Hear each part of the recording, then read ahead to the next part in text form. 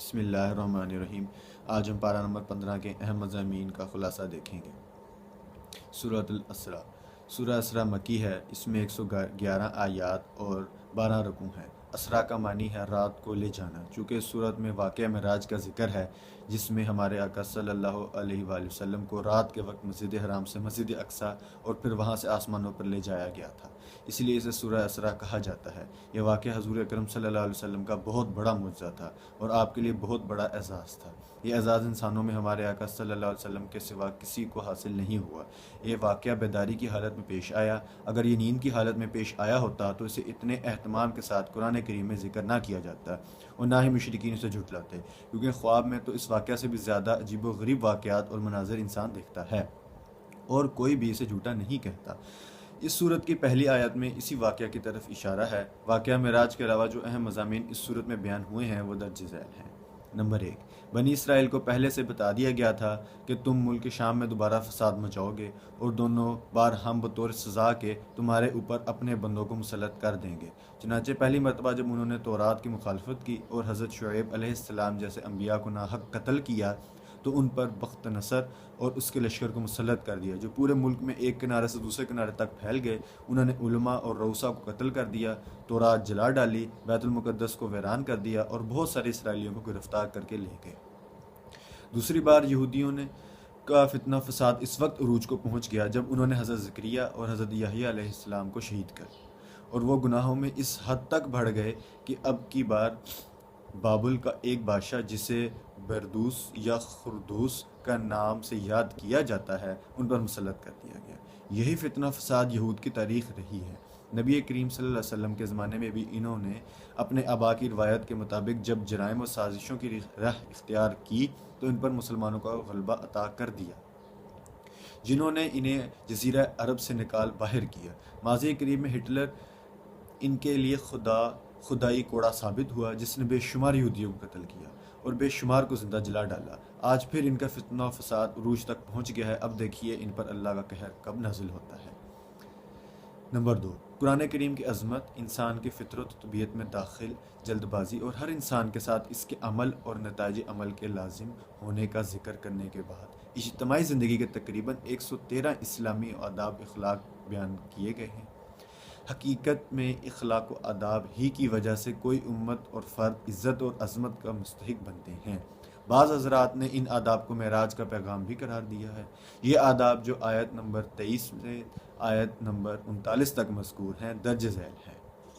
اللہ کے سوا کسی کی عبادت نہ کرو، والدین کے ساتھ بھلائی کرتے رہو، رشتہ داروں، مسکینوں اور مسافروں کو ان کا حق دو، مال کی فضول خرچی میں نہ اڑاؤ، نہ بخل کرو، نہ ہاتھ اتنا کشادہ رکھو کہ کل کو پچھتانا پڑے، اپنی اولاد کو مفلسی کے ڈر سے قتل نہ کرو، کسی جاندار کو ناحق قتل نہ کرو، یتیم کے مال میں ناجائز تصرف نہ کرو، وعدہ کرو تو اسے پورا کرو، ناپ تول پورا کیا کرو، جس چیز کے بارے میں تحقیق نہ ہو اس کے پیچھے نہ پڑو، زمین پر اکڑ کر نہ چلو۔ آخر میں دوبارہ کہہ دیا کہ اللہ کے ساتھ کسی کو معبود نہ بناؤ۔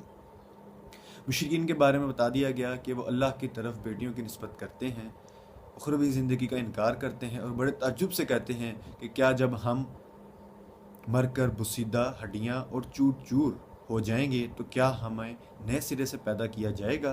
حضور اکرم صلی اللہ علیہ وسلم سے معجزات کا مطالبہ کرتے ہیں۔ کبھی کہتے ہیں ہم ایمان تب لائیں گے جب آپ ہمارے لیے زمین سے چشمہ جاری کر دیں، کبھی کہتے ہیں کھجوروں اور انگوروں کا باغ لہلا دیں، کبھی کہتے ہیں ہمارے اوپر آسمان کا ٹکڑا گرا دیں یا اللہ اور فرشتوں کو ہمارے سامنے لے آؤ، کبھی کہتے ہیں کہ تم اپنے لیے سونے کا گھر بنا کر دکھاؤ یا ہمارے سامنے آسمان پر چڑھ جاؤ اور وہاں سے کوئی تحریر لے کر آؤ۔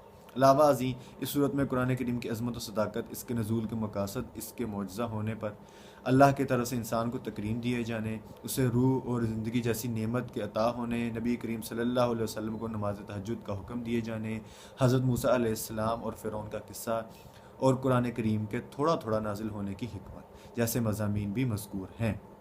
سورت کے اختتام پر بتایا گیا کہ اللہ تعالیٰ شریک اور اولاد سے پاک ہے اور وہ اسماء حسنہ کے ساتھ متصف ہے۔ سورہ کہف۔ سورہ کہف مکی ہے، اس میں 110 آیات اور 12 رکوع ہیں۔ کہف غار کو کہتے ہیں، چونکہ اس سورت میں غار والوں کا قصہ بیان کیا گیا اس لیے اسے سورہ کہف کہا جاتا ہے۔ اس سورت کے فضیلت کے بارے میں متعدد احادیث وارد ہیں۔ امام احمد، مسلم اور نسائی نے حضرت ابو درداء رضی اللہ عنہ سے روایت نقل کی ہے کہ جو شخص سورہ کہف کی آخری 10 آیات پڑھے گا وہ دجال کے فتنہ سے محفوظ رہے گا۔ اہل علم کہتے ہیں کہ سنت یہ ہے کہ جمعہ کے دن اور رات میں سورہ کہف پڑھی جائے، کیونکہ نبی کریم صلی اللہ علیہ وسلم نے فرمایا جو شخص جمعہ کے دن سورہ کہف پڑھے گا اس کے لیے 2 ہفتوں کے درمیان کے نور سے منور کر دیا جائے گا۔ سورہ کہف ان 5 صورتوں میں سے ایک صورت ہے جن کی ابتدا الحمدللہ سے ہوتی ہے۔ باقی 4 صورتیں یہ ہیں: فاتحہ، انعام، سبا اور فاتح۔ حضرت مولانا علی میاں نور اللہ مرکدہ نے سورہ کی تفسیر میں ایک مستقل کتاب لکھی ہے جس میں وہ فرماتے ہیں کہ میں طویل غور و فکر کے بعد اس نتیجے پر پہنچا ہوں کہ اس صورت کا موضوع مارکہ ایمان و مادیت ہے اور اس صورت کا آخری دور کے فتنوں سے خاص تعلق ہے جس کا سب سے بڑا علمبردار دجال ہوگا۔ اس صورت مسلمانوں کو دجال کے فتنہ سے مقابلہ کے لیے تیار کرتی ہے۔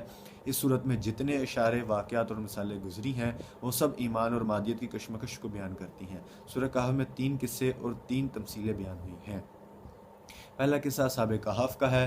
یہ وہ چند صاحب ایمان نوجوان تھے جنہیں دقیانوس نامی بادشاہ بت پرستی پر مجبور کرتا تھا۔ وہ ہر ایسے شخص کو قتل کر دیا کرتا تھا جو اس کی شرکیہ دعوت قبول نہیں کرتا تھا۔ ان نوجوانوں کو ایک طرف مال و دولت کے انبار اور اونچے اونچے عہدوں پر تقرر اور معیار زندگی کی بلندی جیسی ترغیبات دی گئیں اور دوسری طرف ڈرایا، دھمکایا اور جان سے مار دینے کی دھمکیاں دی گئیں۔ ان نوجوانوں نے ایمان کی حفاظت کو ہر چیز پر مقدم جانا اور اسے بچانے کی خاطر نکل کھڑے ہوئے۔ چلتے چلتے شہر سے بہت دور ایک پہاڑ کی غار تک پہنچ گئے۔ انہوں نے اس غار میں پناہ لینے کا ارادہ کیا۔ جب وہ غار میں داخل ہوئے تو اللہ نے انہیں گہری نیند سلا دیا۔ یہاں وہ 309 سال سوتے رہے۔ جب نیند سے بیدار ہوئے تو کھانے کی فکر ہوئی۔ ان میں سے ایک کھانا خریدنے کے لیے شہر آیا، وہاں اسے پہچان لیا گیا۔ 3 صدیوں میں حالات بدل چکے تھے۔ اہل شرک کی حکومت کب کی ختم ہو چکی تھی اور اب موحد برسر اقتدار تھے۔ ایمان کی خاطر گھر بار چھوڑنے والے یہ نوجوان ان کی نظر میں قومی ہیروز کی حیثیت اختیار کر گئے۔ اس قصے سے یہ سبق حاصل ہوتا ہے کہ مومن کو ایمان کے سلسلہ میں بڑا حساس ہونا چاہیے۔ اگر خدا نخواستہ مادیت اور ایمان دونوں میں سے کسی ایک انتخاب کا مرحلہ آئے تو اسے بہر طور ایمان کی حفاظت ہی کو ہر مادی چیز پر ترجیح دینی چاہیے۔ دوسرا قصہ حضرت موسیٰ اور حضرت خضر علیہ السلام کا ہے۔ حضرت سیدنا موسیٰ علیہ السلام کو جب اللہ کی طرف سے یہ اطلاع دی گئی کہ سمندر کے کنارے ایک ایسے صاحب رہتے ہیں جن کے پاس ایسا علم ہے جو آپ کے پاس نہیں، تو آپ ان کی تلاش میں نکل کھڑے ہوئے۔ چلتے چلتے آپ سمندر کے کنارے پہنچ گئی۔ یہاں آپ کی ملاقات حضرت خضر علیہ السلام سے ہوئی۔ ان سے ساتھ رہنے کی اجازت مانگی۔ انہوں نے اس شرط کے ساتھ اجازت دی کہ آپ کوئی سوال نہیں کریں گے۔ پھر 3 عجیب واقعات پیش آئے۔ پہلے واقعہ میں حضرت خضر علیہ السلام نے اس کشتی کو پار ڈالا جس کے مالکان نے انہیں کرائے کے لیے بغیر بٹھا لیا تھا۔ دوسرے واقعہ میں ایک معصوم بچے کو قتل کر دیا۔ تیسرے واقعہ میں ایک ایسے گاؤں میں گرتی ہوئی بسیدہ دیوار کی تعمیر شروع کر دی جسے بستی والوں نے انہیں کھانا تک کھلانے سے انکار کر دیا تھا۔ حضرت موسیٰ علیہ السلام تینوں مواقع پر خاموش نہ رہ سکے اور بول پڑے کہ آپ نے ایسا کیوں کیا۔ تیسرے سوال کے بعد حضرت خضر علیہ السلام نے جدائی کا اعلان کر دیا کہ اب آپ میرے ساتھ نہیں چل سکتے۔ البتہ تینوں واقعات کی اصل حقیقت انہوں نے آپ کے سامنے بیان کر دی۔ فرمایا کشتی کا تختہ اس لیے توڑا تھا کیونکہ آگے ایک ظالم بادشاہ کے کرندے کھڑے تھے جو ہر سالم اور نئی کشتی زبردستی چھین رہے تھے۔ جب میں نے اسے عیب دار کر دیا تو یہ اس ظالم کے قبضے میں جانے سے بچ گئے۔ یوں ان غریبوں کا ذریعہ معاش محفوظ رہا۔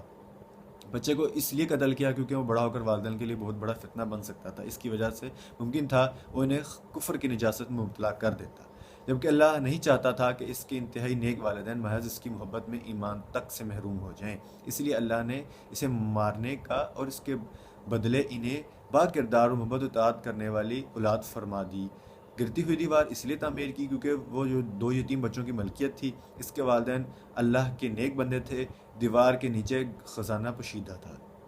اگر وہ دیوار گر جاتی تو لوگ خزانہ لوٹ لیتے اور نیک والدین کے یہ 2 یتیم بچے اس سے محروم ہو جاتے۔ ہم نے اس دیوار کو تعمیر کر دیا تاکہ جوان ہونے کے بعد وہ اس خزانے کو نکال کر اپنے کام میں لا سکیں۔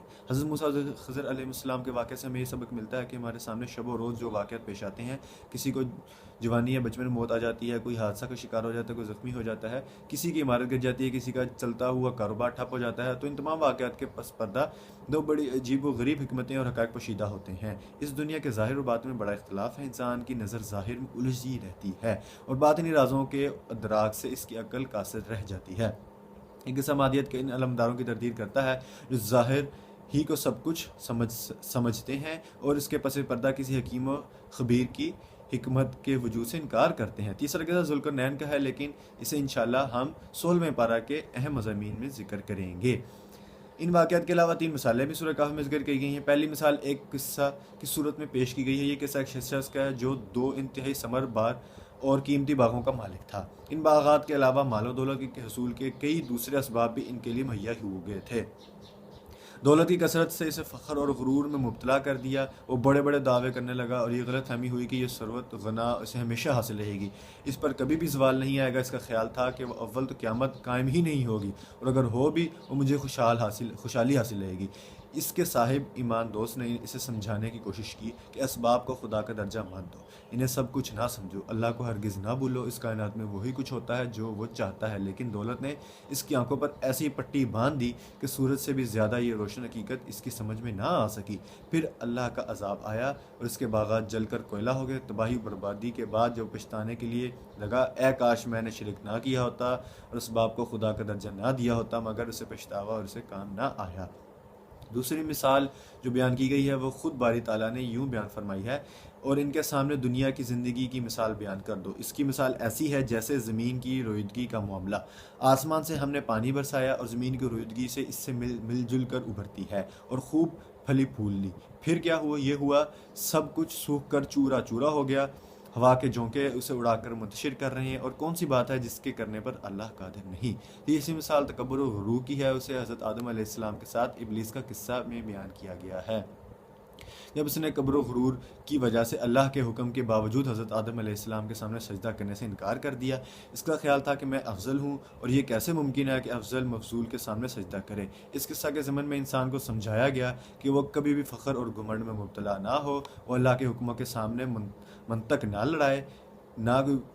لڑائے کہ بندگی کا تقاضا تسلیم و انقیاد ہے، نہ کہ حجت بازی اور انکار۔